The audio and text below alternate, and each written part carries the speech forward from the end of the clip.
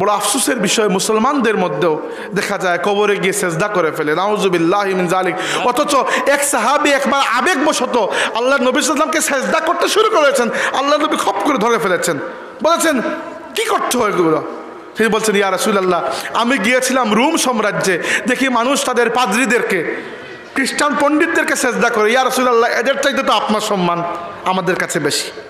এতটুকু কথা ঠিক আছে, সত্যি আমাদের কাছে আল্লাহ নবীর সম্মান বেশি, কিন্তু আল্লাহ রাব্বুল আলামিন এই অনুমতি দেন নাই কোনোভাবেই আপনি আল্লাহ ব্যতীত অন্য কারো সামনে সেজদা অবনত বা রুকু অবনত হতে পারবেন না। এটি আল্লাহর পক্ষ থেকে চূড়ান্তভাবে হারাম।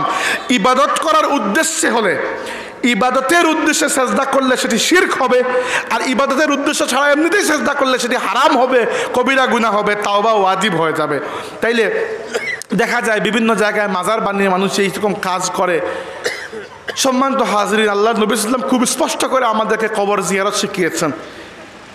পাশে গিয়ে কীভাবে দাঁড়াতে হয়, কি দোয়া পড়তে হয়, আসসালামু আলাইকুম ইয়া আহলাল কুবুর, অথবা আসসালামু আলা আহলাদ দিয়ারি মিনাল মুমিনিন ওয়াল মুসলিমিন।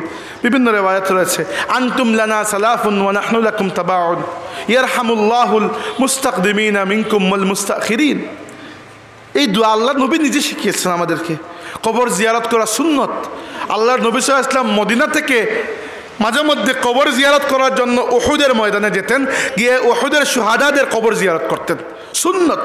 কিন্তু আপনি এই সুন্নতকে কোন জায়গায় নিয়ে গেছেন? নাউজুবিল্লাহ, শিরকের পর্যায়ে। মানুষ বিভিন্ন জায়গায়, আমার নিজের চোখে আমি দেখেছি, আপনারা কি আমাকে বলবেন? মোমবাতি জ্বালায়, একে তো খাই, এগুলো অপচয়, কোনো দরকার নেই। তারপরে মোমবাতির ধোঁয়া নিয়ে এরকম মাথায় মুখে মাখে। হিন্দুদের সাথে কোনো পার্থক্য আছে এগুলোর? অথচ আল্লাহর নবী সাল্লাল্লাহু আলাইহি ওয়াসাল্লাম কিংবা কোনো সাহাবা কারো জীবনের মধ্যে এরকম একটা উদাহরণ আপনি দেখাতে পারবেন না। আল্লাহ রাব্বুল আলামিন বলেছেন, ওয়ামা ইউমিনু আকসারুহুম বিল্লাহি ইল্লা ওয়া হুম মুশরিকুন। বেশিরভাগ মানুষ ইমানদার হওয়ার দাবি করে, কিন্তু এরা শিরকের মধ্যে লিপ্ত থাকে। সম্মানিত হাজিরিন, খালি মনে রাখবেন এটা, যে আল্লাহ আপনাকে বহু ইজ্জত দিয়েছেন, বহু সৌন্দর্য, বহু সম্মান, আপনি সেটাকে নামাবেন না। নামালে জাহান্নাম আপনার জন্য প্রস্তুত আল্লাহ রাব্বুল আলামিন করে রেখেছেন, আর নইলে জান্নাত।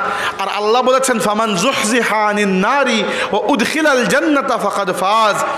যাকে জাহান্নাম থেকে মুক্তি দেওয়া হলো এবং জান্নাতে প্রবেশ করানো হলো, একমাত্র সেই ব্যক্তিই সফল কাম।